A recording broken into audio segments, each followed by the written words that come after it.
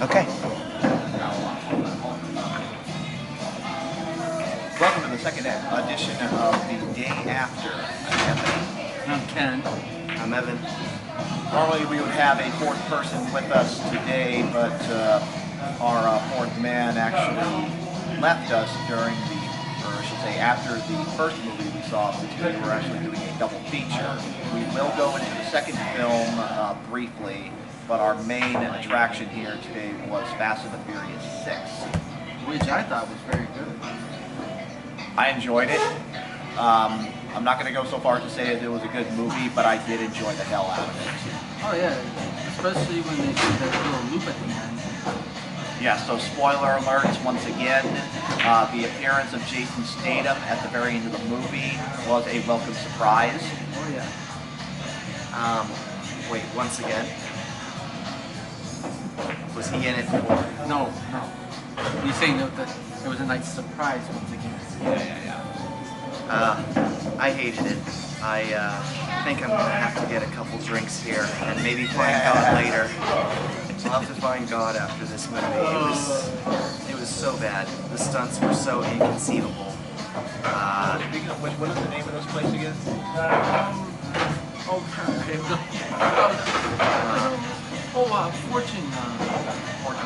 Fortune Star. Fortune Star. Okay, so we want to thank the Fortune Star for generously contributing their location to us today, since we were unable to film over at one of our usual lawns. The incredibly inconvenient stature of the place. But I would like to tell you, I would like to say one of the things. What's predictable about the Trina path? For her turning back, I knew something was going to happen. The female cop in question here was Gina Carano, a female MMA fighter. Yes. She jumped ship like that. Yeah. Every attractive woman dies in this film. Just about, yeah.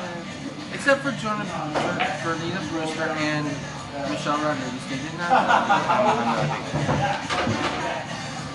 So the action in this was excellent. It was non-stop.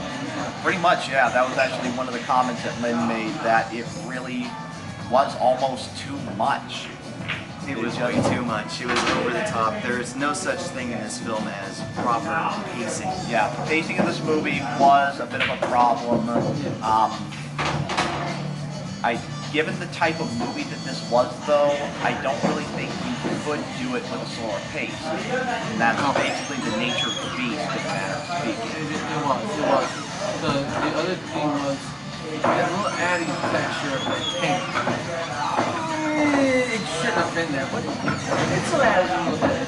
That was over the top. Yes, it was. Very much over the top, but in a way, it did fit the motif of the film, which itself was craziness. over the fucking top. No, the motif is craziness. They felt so pressured to outdo Fast 5. Yeah. Really good. Oh yeah. And the only way to do Fast 5 is to add it. Add a tank. And taking down the plane was interesting.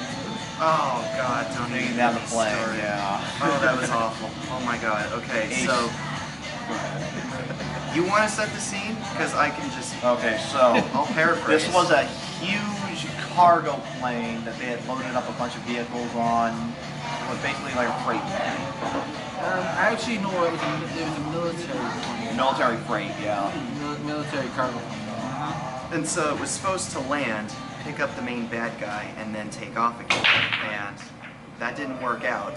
And this must have gone on for 10 or 15 minutes. Yeah. Like, how long is that runway? Is it the size of England? Yeah! That's the only bad thing. That was a little bit of a longer runway that was excessive. than usual. Yeah. Because the average runway should have been maybe about 50 feet less. 50 feet? Or 50 yards. 50 miles 50 less. miles less than what the actual runway was. It was. Yeah, it just seemed to never end. That was excessive. That was excessive. And to assume that any car could keep up with the plane, it should have been taxing down the runway at least 300 miles an hour. Every car could keep up with it. You know, when it took off, the cars were still able to keep up, albeit under the plane, but that's impossible. It's way too impossible. You cannot even suspend your disbelief. I'm still trying to get it back after watching this film. It's another universe. The way that they took down the plane, Like that. the spear guns to the flaps of the wings. It made him unbelievably Excessive. Just unbelievable. I mean, quite frankly, not believable. But it was an imaginative way to take the plane down, just using a bunch of cars. Hello. Hello. I'm just kidding. Okay. What are you guys doing? Oh, we're filming something. A movie review. And we're trying to get through this as quickly as possible. Oh, I'm sorry, I didn't know. No, just so we don't take up your space here, you know? And but the other, the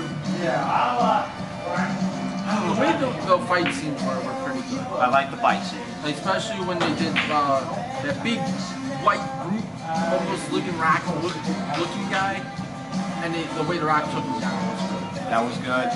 It was basically just a tag team battle. Exactly. Yeah. It was. That was fun. Can we talk about The Rock for a second? Go ahead. He's really wearing on me.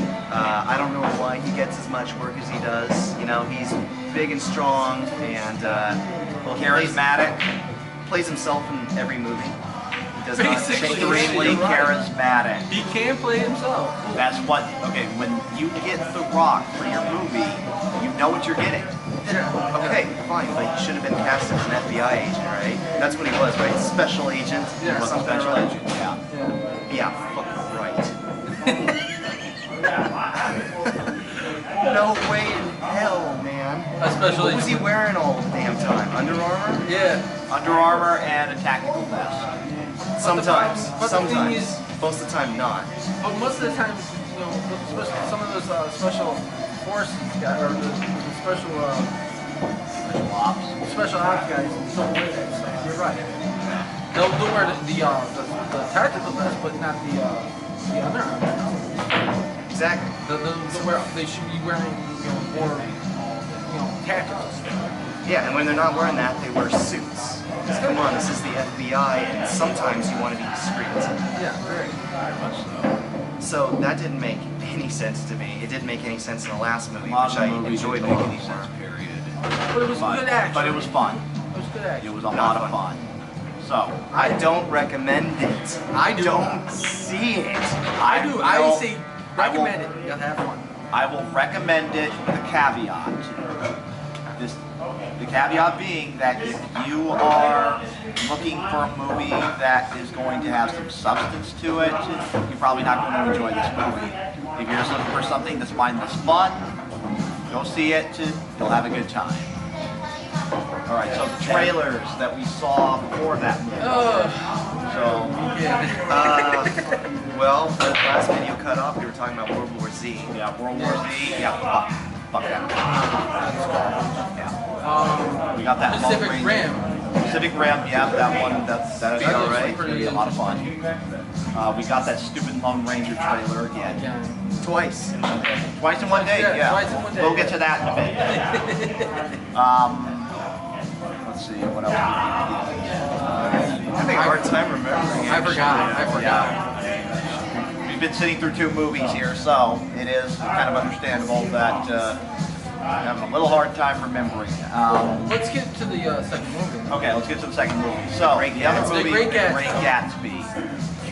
Leonardo DiCaprio did a great job in Yes, he did. and the cinematography was excellent. That was a beautiful movie. It was beautiful. CGI too. Yeah. Oh, yeah. The combination. The great thing of it all was the way they did the timing of the project, of having it go back to the 1980s. The 1920s felt incredibly authentic. Oh yeah, down from the suits to the clothes to even the vehicles. Vehicles, even just the little technology they had at the time, you know, the phone. Yeah. They had phones. Yeah, but they No, just just the regular type yeah, of the regular type phone. Yeah. Plus, Yeah. plus, even the little touch of what it said on the taxi. 15 cents for the first quarter mile and 5 cents after that. And you cannot believe how cheap everything was back then. The guy, Even the pumps, even the gas pumps were even, the guy being played by Tobey Maguire. Oh yeah. When he was Nick talking Coward. about his little shack that he was renting Yes. at $80 a month. Yeah, that's back then everything was cheap. Oh yeah, that was it was a small touch, but it was greatly appreciated. And everything else was very good. It really was. I thought I actually felt like I was back in the 1920s in New York. Oh, me too. Me In too. Long Island. It's a very stylized version, kind of like Very it was in stylized. 2004's King Kong. It makes you really want to be there, and I do. I highly recommend it. So my only drawback to that movie, I only have one issue with that film. Baz Luhrmann's style was very muted in this movie. It did not feel like a Baz Luhrmann film. Now, Baz Luhrmann, as you know, Moulin Rouge, Australia, and the William Shakespeare's Romeo and Juliet. That one I didn't like.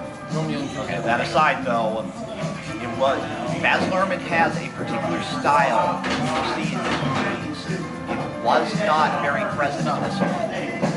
So if you compare this movie to something like Romeo and Juliet, to something like Australia, to something like Moulin Rouge, it very much was a day and night kind of thing. But Even with still was Moulin very good. Rouge, Yeah, Moulin Rouge was about sights and sounds, and Exactly. so was Gatsby. Yeah, it exactly. was, but the styles that they were made, very, very different. But like, still was you very start to recognize when you are watching a Baz Luhrmann film.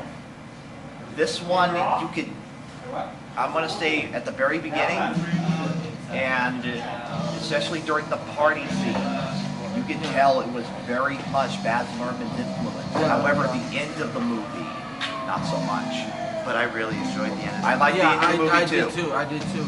It was a great ending, Especially when very poetic ending as well. especially when they showed how Gatsby gets shot and the other guy just blows his head off. Pretty much. And then, but it also shows that the disrespectful how photographers shoot. Yes. Even back then, the photographers were very disrespectful and didn't give a care. The paparazzi. The press. The press, they just didn't care. Yeah. So, we have recommended here. I say I very recommend it. Yes. I highly recommend it. Very recommend it. So, Well, let me just say, yes, I'm going to highly recommend this film. Exactly. I didn't think I would like it because of the actually, I trailers. didn't either. Because the trailers were so full of rap music, Exactly. and thank God that was. Now, that there's was- actually a reason for that. Now, the reason that Baz Luhrmann actually went with a rap motif, he actually, when he was reading the original book, at the time that the book was written, they were using the, at the time, modern jazz, which was still very, very new and still something that the conservative types back then were very much against. Exactly. So it was basically a parallel to today, in which we have, rap music, which is still not fully accepted Exactly. by a lot of people. I mean, Rap and hip hop. exactly. So They're not- basically, he was trying to take the parallel between jazz then and rap and hip hop today. Okay, Exactly. well that makes me like Gatsby even more. Let me just say that I hate rap music. Like with I'm not just very 10 much. I'm not a big fan of it either. But the context in which it was used in this movie was very good. Very well done. as opposed to Fast 6, where it just Where it was nothing hits you but over the side of the head. It's so bad. I hate rap so much. Oh, I happen to like rap and hip hop. Okay, I'm older than you guys, but yet I've learned to adapt to a lot I'm of. not totally against it, but a lot of it I just can't really listen to. But anyway, the Gatsby soundtrack is mainly orchestral and nice, just like the rest of the movie. It's very pleasing. Get ready for a slower ride, definitely, but that was so welcome after Fast 6. I think Fast and Furious needs to die, but I know you disagree. I don't even care about seeing Jason Statham. He's a caricature at this point, that guy. it would seem. One of the other trailers we forgot to mention was What to Do About Nothing. Oh, Yeah, that was actually right. That was one of the trailers that we saw before Gatsby. And I'm sorry, I don't like it. Joss Whedon directing a this. modern take on Shakespeare. And you know what? That's gonna suck. It looks boring. It looked It very. kind of does. At the same time, with it being a Joss Whedon movie, I am kind of interested to see where it goes, but I don't have great expectations for it. When I first saw the first Romeo and Juliet, I had great expectations, and then all of a sudden I went from what the, no, Yeah.